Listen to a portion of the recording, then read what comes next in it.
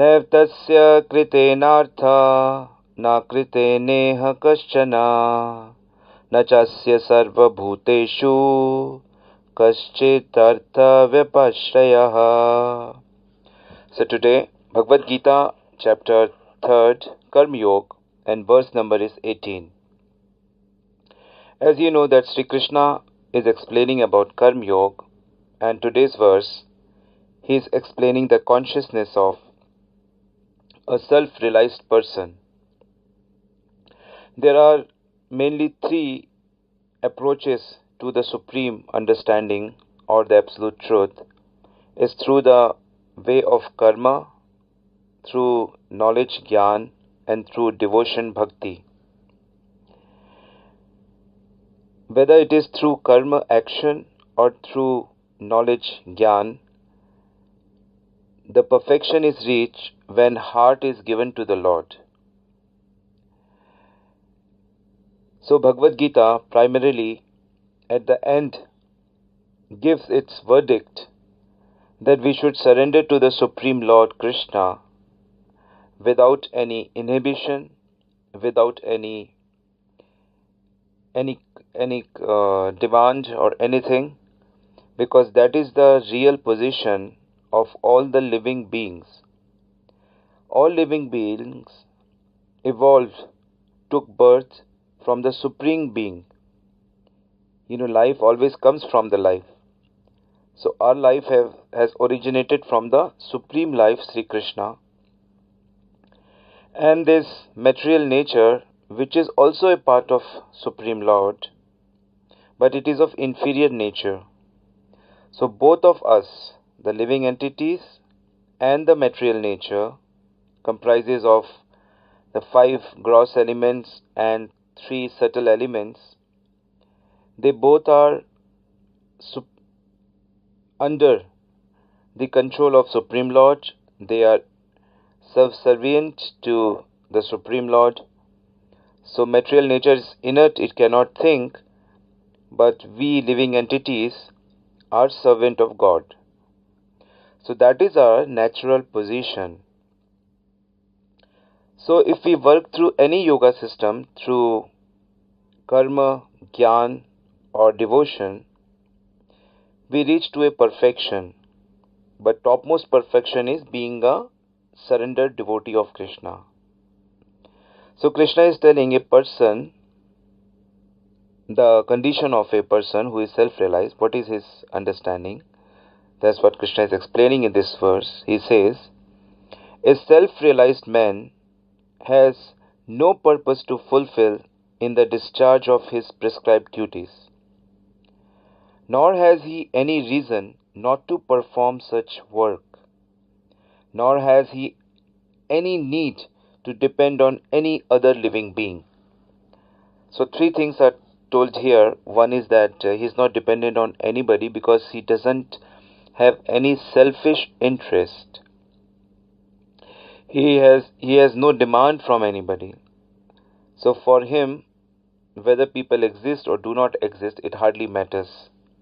Whether the world exists or doesn't exist, it hardly matters, because he doesn't need anybody, anything for his happiness.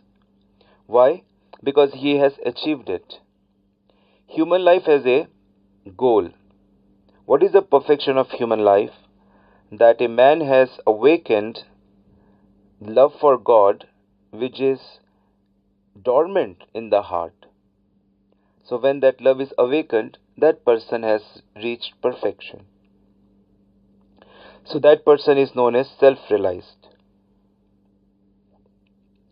So a self-realized person has nothing to be performed.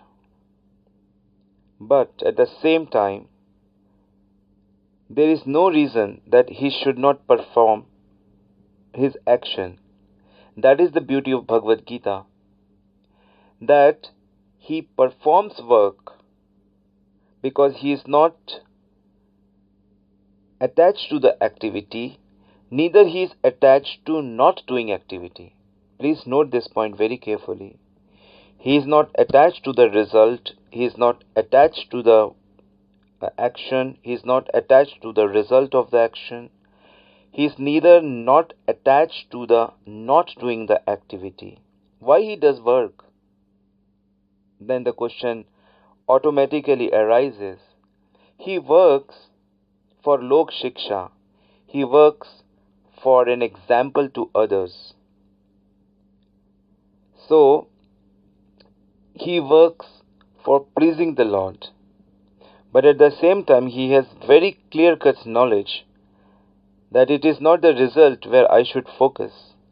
It is only the efforts, it is only the means where I should focus for the pleasure of Krishna. So this is a position of a self-realized person who is equiposed in pleasure and pain, who is equiposed in miseries and happiness, who is equiposed in all circumstances, whether it is profit or loss, whether it is death or life. He is equiposed. Why?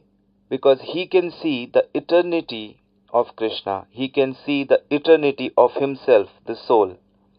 That stage he is reached, and it is not some imaginary understanding. It is very much practical and very much crystal clear. So, a self-realized person is no longer obliged to perform any prescribed duty except activities in Krishna consciousness. Krishna consciousness is not inactivity either. There are so many activities which are performed in Krishna consciousness. One of the activities is every day chanting the name of Krishna, because that activity cleans the material dirt. Once we have material dirt in our heart, then we becomes very dangerous person. So that is this was again and again explained. There is a celebration of activities, celebration of devotees' life, their birthdays, their disappearance days, the celebration of Krishna's activities, all kind of celebrations. Krishna consciousness is full of festivals, hundreds of festivals. Spiritual world is all about festivals. So there is no place for a person who is very lazy in Krishna consciousness. 24 hours actions for pleasing the Lord. A Krishna conscious man does not take shelter of any person, man or demigod, because he is not different from Krishna. He is always with Krishna. Whatever he does in Krishna consciousness is sufficient in the discharge of his obligation. So, in order to reach to this stage, we should be very careful about our daily activities. We should be very careful that we are not committing any offenses, especially against devotees of the Lord, offenses against the name of the Lord, offenses against the holy place of the Lord, offenses against the Guru, the Vaishnava. So we should be very careful. Also in the service of the Lord, when we serve Lord, there are many things which we have to do. So we have to not only be physically clean, but we also need to be internally pure in order to serve the Lord. So we should do our best so that we can serve the best. And Krishna being the perfect master, even though we have so many inadequacies, so many lacuna in our services, yet if we keep chanting the name of Krishna and we keep sincerely request for his blessing and mercy, then gradually we attain to this self-realized stage, which is of course difficult for a material consciousness people, but as the consciousness evolves and changes, it becomes natural,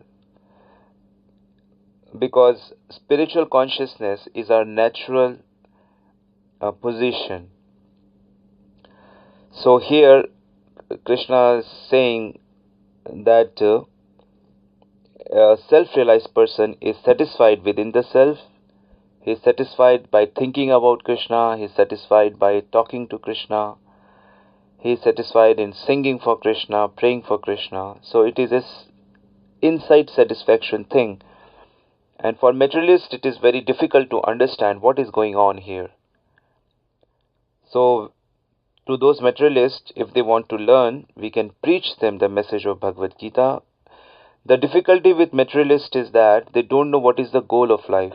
They just want to maintain a comfortable situation in this material world, which is always changing, which is impossible. So since they are ignorant, they are acting in the wrong platform.